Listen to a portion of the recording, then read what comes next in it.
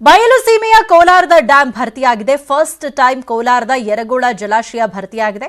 Yaragol dam ಭರ್ತಿಯಾದರೂ ಕೂಡ ಅಧಿಕಾರಿಗಳು ನಿರ್ಲಕ್ಷ್ಯ ವಹಿಸಿದ್ದಾರೆ.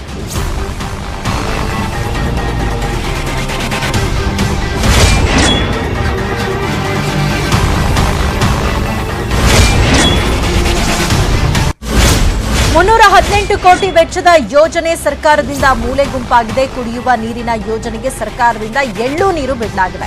ಯರಗೋಳ ಡ್ಯಾಂ ಸೇರ್ತಾ ಇದೆ ಕೆಸಿ ವ್ಯಾಲಿ ಯೋಜನೆಯ ನೀರು. ಡ್ಯಾಂ ಸೇರ್ತಾ ಇದೆ ಕೆಸಿ ವ್ಯಾಲಿ ಯೋಜನೆಯ ಕೊಳಚೆ ನೀರು. ಆದ್ರೆ ಕೆಸಿ ವ್ಯಾಲಿ ನೀರು ಹರಿದಿಲ್ಲ ಅಂತ ಅಧಿಕಾರಿಗಳು ಹೇಳ್ತಾ ಇದ್ದಾರೆ. ಆದ್ರೆ ಜನ ಕೆಸಿ ವ್ಯಾಲಿಯ ಕೊಳಚೆ ನೀರು ಯರಗೋಳ ಡ್ಯಾಂ ಸೇರ್ತಾ ಇದೆ ಅಂತ ಆರೋಪವನ್ನ ಮಾಡ್ತಾ ಇದ್ದಾರೆ. ಈ ಕುರಿತಂತೆ ನಿಮ್ಮ ನ್ಯೂಸ್ 18 ಕನ್ನಡ ಗ್ರೌಂಡ್ ರಿಪೋರ್ಟ್ ಮಾಡಿದೆ. ಕೆಸಿ ವ್ಯಾಲಿ ನೀರು ಹರಿಯುವ ಸ್ಥಳದಿಂದ ರಿಯಾಲಿಟಿ ಚೆಕ್ ಅನ್ನ ಮಾಡಲಾಗಿದೆ. ಯರಗೋಳ ಡ್ಯಾಂ ಸುತ್ತಮುತ್ತ ಗ್ರೌಂಡ್ ರಿಪೋರ್ಟ್ ಮಾಡಿದೆ ನಿಮ್ಮ ನ್ಯೂಸ್ 18 ಕನ್ನಡ. ಮೊದಲ ಇವರನ್ನು ನೋಡಿ ಉತ್ತಮ ಕ್ವಾಲಿಟಿಯ ಗಾಣದ ಎಣ್ಣೆಯನ್ನ ಜನರಿಗೆ ಮಾರಾಟ ಮಾಡ್ತಾರೆ. ತಿಂಗಳಿಗೆ ಸುಮಾರು 5 ಲಕ್ಷ ಸಂಪಾದನೆ. ನೀವು ಮಾಡಬೇಕಾ? ಇವರಿಂದ ಕಲಿಬೇಕಾ? ಫ್ರೀಡಮ್ ಆ್ಯಪ್ ಅನ್ನ ಈಗಲೇ ಡೌನ್ಲೋಡ್ ಮಾಡಿ.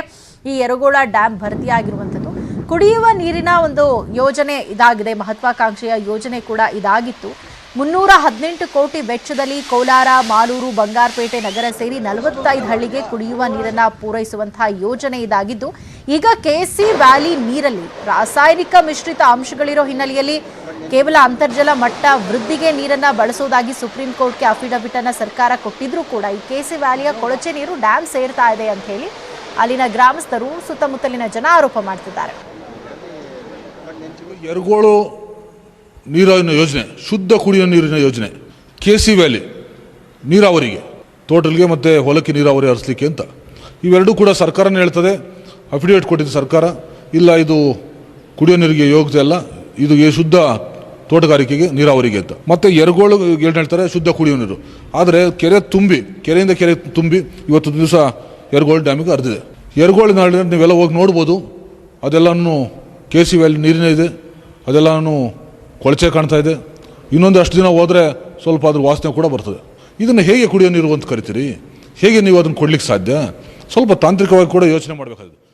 ಕೆಸಿ ವ್ಯಾಲಿ ನೀರು ಇದು ಮಳೆ ನೀರು ಎರಡೂ ಮಿಕ್ಸ್ ಆಗಿ ಹೋಗಿ ತುಂಬಿರೋಂಥ ನೀರು. ಇದು ಯಾರಾದರೂ ಬಂದು ಪರಿಶೀಲನೆ ಮಾಡಲಿ, ಯಾರಾದರೂ ಬಂದು ಚೆಕ್ ಮಾಡಲಿ, ಇಲ್ಲ ಅಧಿಕಾರಿಗಳು ಬಂದು ಈ ಕಾಲುವೆನ ಚೆಕ್ ಮಾಡ್ಕೊಂಡು ಹೋಗ್ಲಿ, ಎಲ್ಲಿಂದ ಹರಿತಾ ಇದೆ, ಎಲ್ಲಿಗೋ ಕೊನೆ ಆಗಿದೆ ಅಂತ.